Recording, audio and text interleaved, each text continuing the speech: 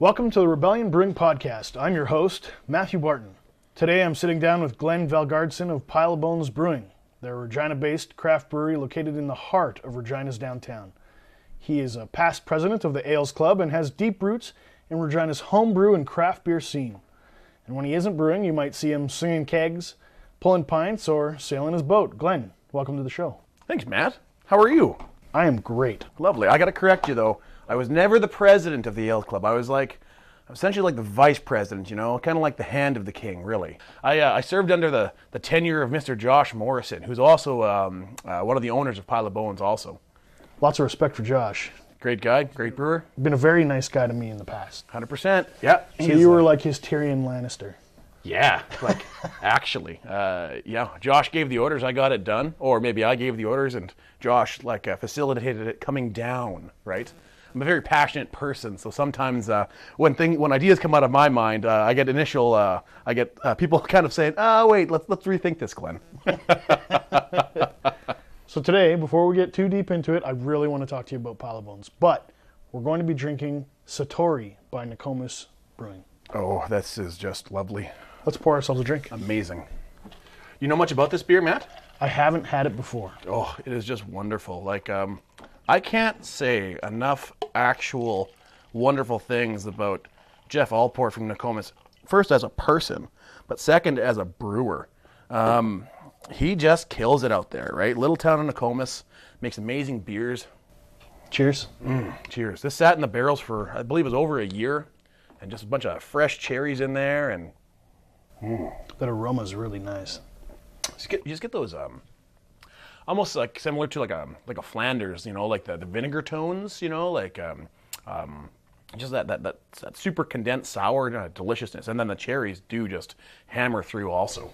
This isn't a Flanders? No, well, I don't know. So it's not blended, right? It hasn't really done when you guys do your generational blending with your Flanders, right? That's what it is. So it tastes fantastic. It's wonderful. Just wonderful. Yep.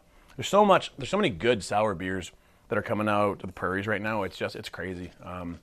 You guys, was it a silver or was it a bronze medal you guys won? We picked up a bronze. That's amazing.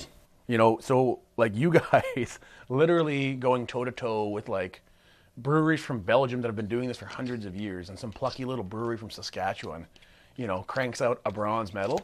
That's amazing. World beer. Well, thank you. 100%. That's all Mark and Dave, eh? Yeah. One day little Pile O Bones will get there. We're too concentrated on just trying to fill the orders for the kegs and the cans right now because we're so small. So we've got some plans to some really, really cool barrel-aged stuff, and we're brewing them up here in the next couple of weeks. But, the thing with barrels, you got to let them sit for a long time. This Satori, the aroma is fantastic. It does have a tartness to it, but it's not as tart as I had hoped. Exactly, right?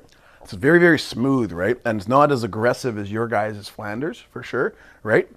But still just... I wouldn't call it laid back. No, it's not. No, it's not. Especially not. Really this kind of... this is the beer judges are going to just impale me for this one. But there's kind of two ways I look at sours, right? You know what I mean? So, I kind of look at... There's a couple different categories, but, I look at, Flemish sours, then I look at, kettle sours, right? One's approachable. One's, you're really into, I'm into my sours kind of territory, right? So... the kettle sours, I like them being approachable, super drinkable, and kind of like a gateway sour. And that will lead you down the path of these very vinegary and deep sours, just like this, like the Satori, right? It's wonderful, but it's one of those things I could see my dad drinking and just throwing away, saying, "Oh, the beer's gone bad. No, I can't drink this." Yeah. We get that question sometimes from people. They go, "Oh, the beer has gone bad," because all they've had is a sample. They've never had a sour before. Sure. Yeah. No, it's supposed to taste this way. Yeah. Yeah. Yeah. I would give this a thumbs up. It's fantastic. As a representation. Again, just showing Saskatchewan quality and good brewing practices right there, right? That cherry's nice. I think the aroma is the best part of it all. Yeah, I'm digging the whole thing. I was hanging out in Nokomis all weekend with Jeff and the Bearwalds, Bear Wells are, of course, a couple who moved to Nokomis. They're doctors, and they work for Jeff at the brewery there. So we were staying there all weekend. We did a co-brew with the Ales Club, and drank a whole pile of this, which is just fantastic. Straight from the source. Like, actually. Yeah, there was a couple other barrels that got opened up too. You know, we're pulling some nails. Anyone that doesn't know what that means is barrels are generally sealed up with like nail holes, and you have a nail in them, of course. So when you want to sample or run gravity on your beer or test them, you pull the nails out and run a little bit into a cup and share it around the brewery. It's pretty good, yeah. It's always a treat when Dave pulls a nail out of one of our barrels and lets you have a little taste of what's going on. I've been privy to that once or twice, you know, in the back of Rebellion, yeah. Once or twice, yep. So what was going on in Nokomis? Why were you there? Well, every year there are two very prominent homebrew clubs in Saskatchewan. There's the Saskatoon Headhunters, and then there is the Ale and Lager Enthusiasts of Saskatchewan. So every year they meet in Nokomis, you know, the two sides combined, and then they do a co-brew. So we did this year Mark Loschuk's New England IPA recipe. So they met down there, and I just like to go down to that event just to kind of meet the home brewers and check out the scene and see what's happening, and also to hang out with my buddies. For people who haven't heard of Pile O Bones, I think you're still getting used to meeting people in the community. What should they know about you guys? Elevator pitch.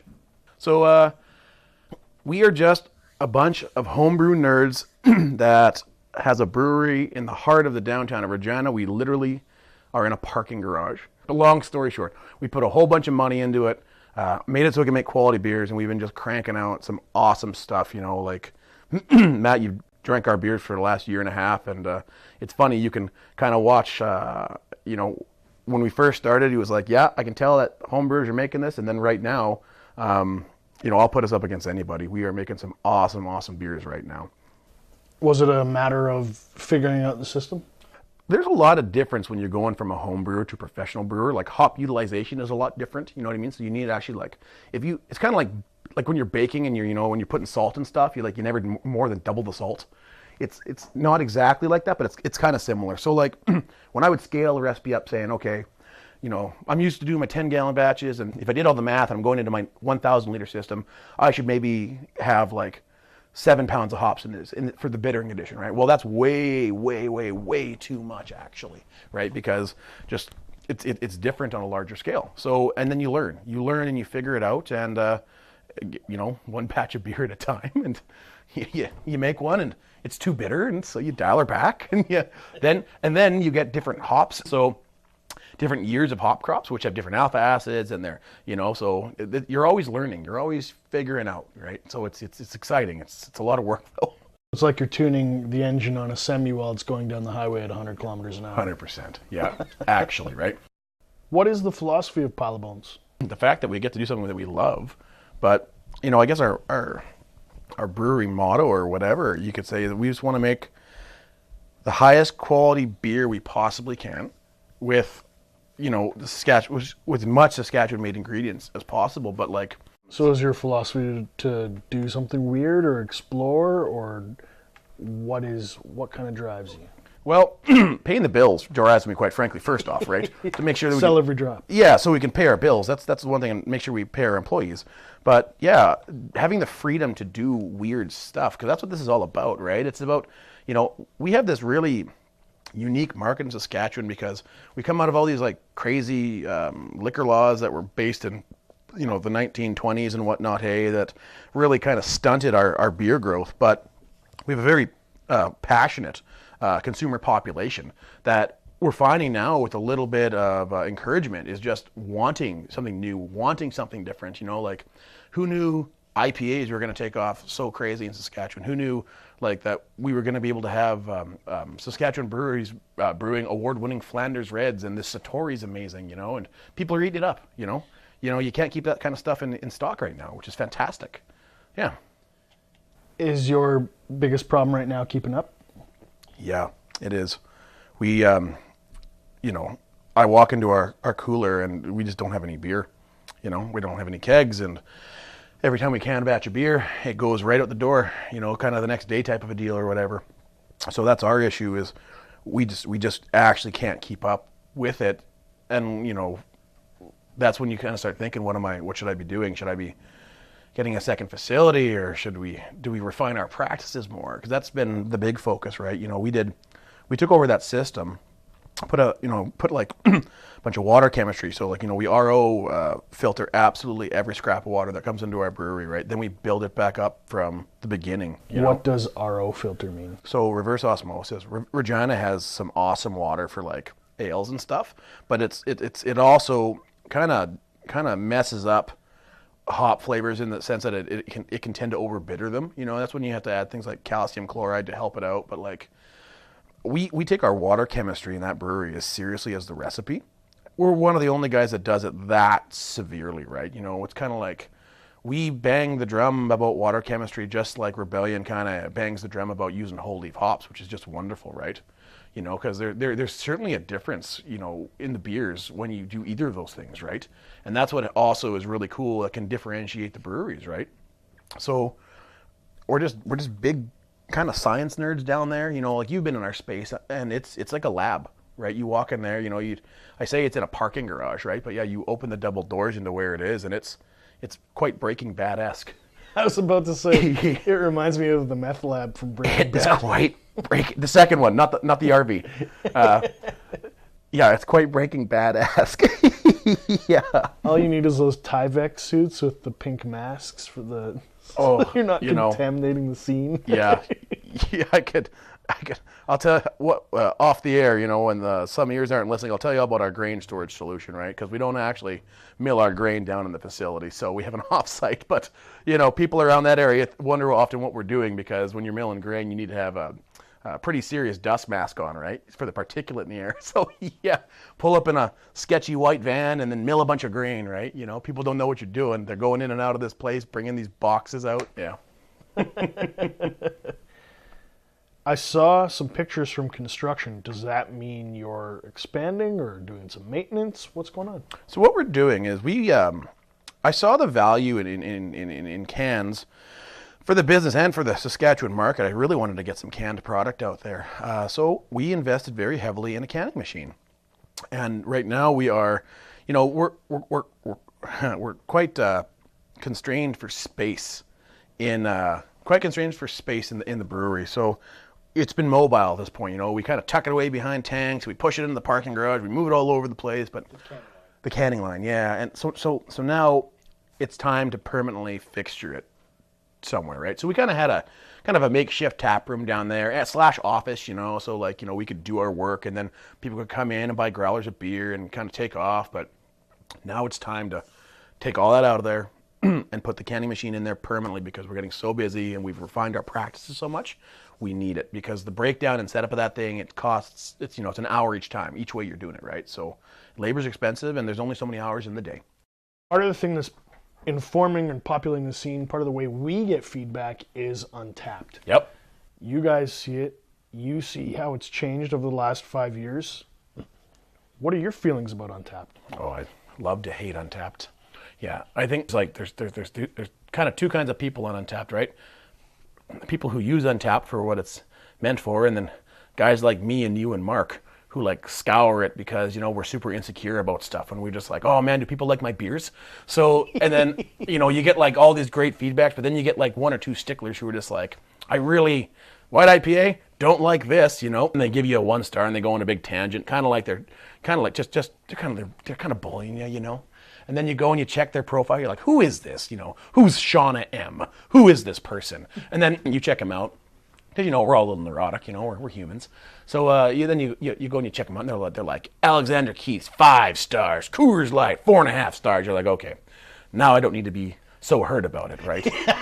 But still, that's on your rating, So, I know when I travel around too, I check my Untappd all the time. So when my brewer hat and brewery owner hat is off and I'm traveling around, I use Untappd all the time, because it's how I find beer venues. And it's how I kind of like, you still, even though these ratings can be a little skewy and all this kind of stuff, you're just like, wow, this brewery only has a 2.5 star rating. I don't think I want to go here, right? Well, I don't know, maybe that area just really hates like big awesome IPAs or something. Maybe there's a great brew, but you don't give it a shot because it's been lanced, right? So I love to hate Untappd, but It is honestly, if there's a choice between, Glenn, you can have Untappd exist or not exist. Exist. It's great. You can have 10 positive comments, but that one really cuts deep if it's negative. It sure does. It'll take your rating and skew your beers, all mess them up, right? It'll really mess up the rating system on it, right? And like, there's a point in time when you just got to say, I don't care what people think about my beer, but well, guess what? I care what people think about my beer. I want to make good beer, right? So I don't read them all, but like, when I'm sitting there and I, pull it up, and of course you check in and see what your ratings are like, hey, and you pay attention to it because, sometimes you get, the Shauna M or whoever, this is, by the way, a very fictional name. You get that person who's, this big macro drinker, just didn't like your beer, and that's cool. But then sometimes you do get like very qualified beer aficionado, and they run your beer down. Maybe they got a bad keg. Like, I've used Untappd successfully. We had a bad keg up in Winston's, right? So, I had like some of these Saskatoon beer nerds that I know really well. They lanced my red ale, just threw it to the boards.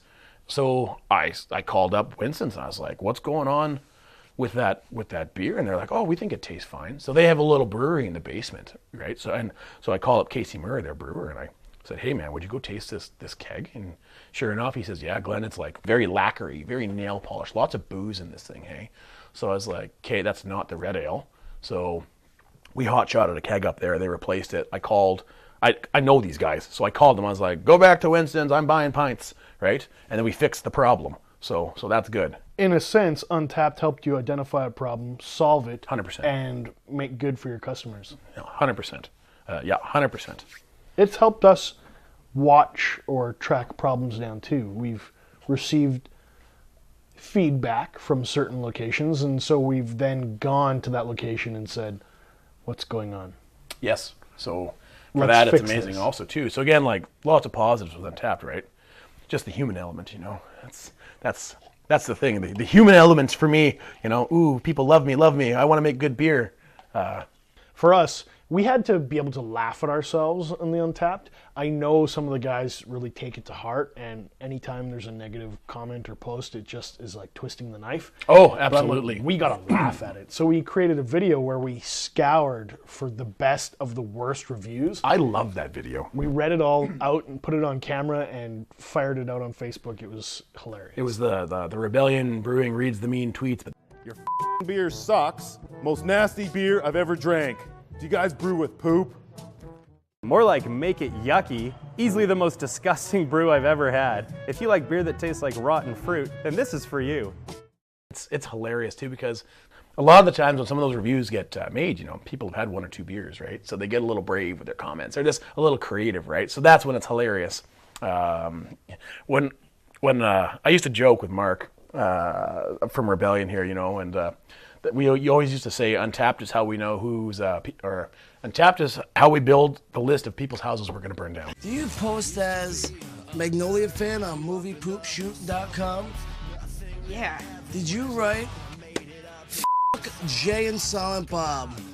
Them and their stupid asses? Yeah, a while ago. So? Yeah, that's how you build your list. Yeah. We'd also say that when we had like a pint or two in us, right? Yeah. Shauna M, whoever you are, yeah. Look out, Shauna. That's right. Yeah.